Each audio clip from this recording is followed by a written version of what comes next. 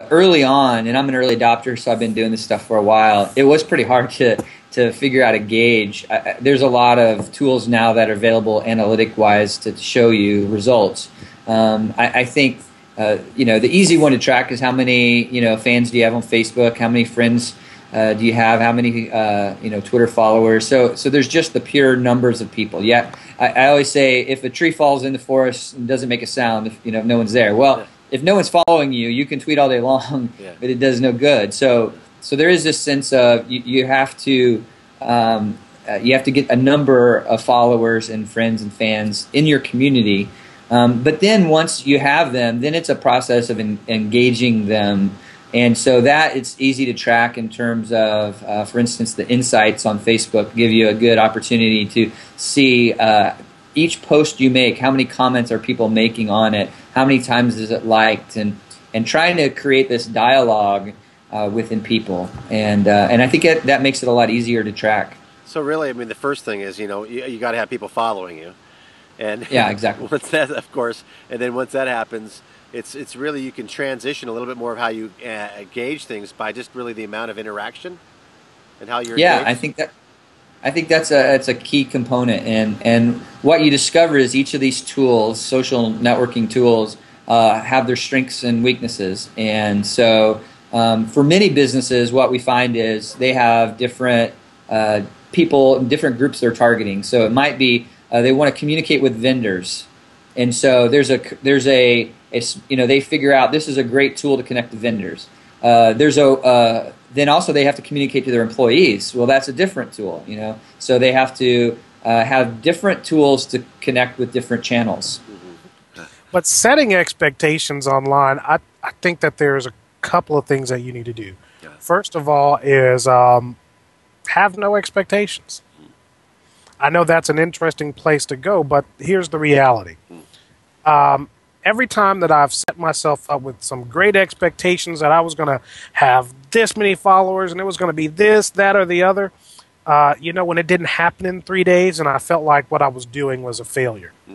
And it took me a long time, unfortunately, to figure out that it is not in the quantity of people that are following you, that are friends with you, that are connected with you. It is in the quality of the people that are connected and following and friends with you.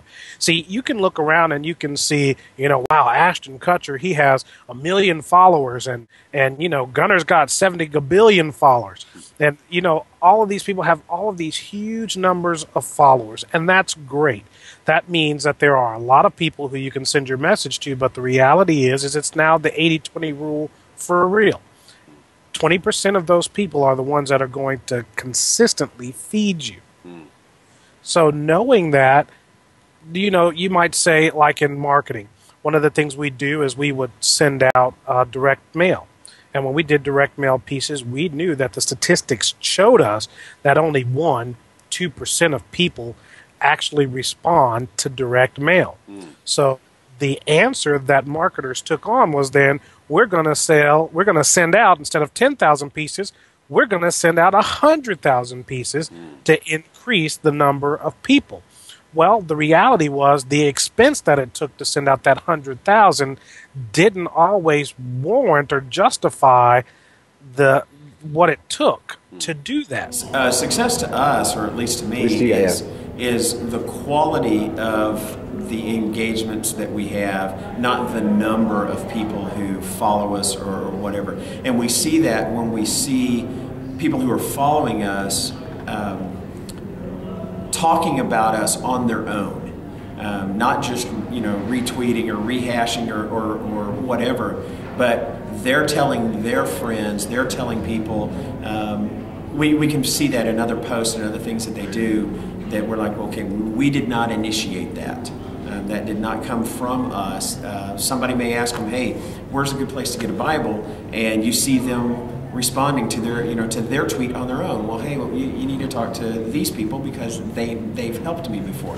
That's how we see that. Now, how do you gauge that? Well, there are a lot of tools that can help you measure what's moving through the blogosphere, what's moving across the web. And you have to take some of that with, in my opinion, take some of it with a grain of salt, because some of it's just noise. It's really not communication. And so you just have to, you know, we've got a few people who follow us that we know. They strongly interact with their followers, the people who read their blogs and things like that. And so we can tell as something moves through and at what rate it moves through that, okay, well, this is a winner here. And then sometimes we just do something random and it takes off. And so it's just one of those, it's kind of like great chefs or great cooks. If you ask them what the recipe for a meal is, they may rattle it off, and you can take that and you can cook it, and it tastes good, but it doesn't taste quite as good as they do. But when you really study them, you find out, well, they don't do it exactly the same way that they told you. It's because they've been cooking for so long, they know, I mean, how much salt fits, a teaspoon of salt, and how it fits in their hand. They just know, and they know that they know. They know when something's done. They know when something tastes right. And I think there's a little bit of that as people get into social media. At some point, you're going to learn, okay, this tastes right. And for me, this has my flavor, and this tastes right. It may not work for this person over here. It may be different. If somebody tried to take that recipe and try it over here, it might fail for them.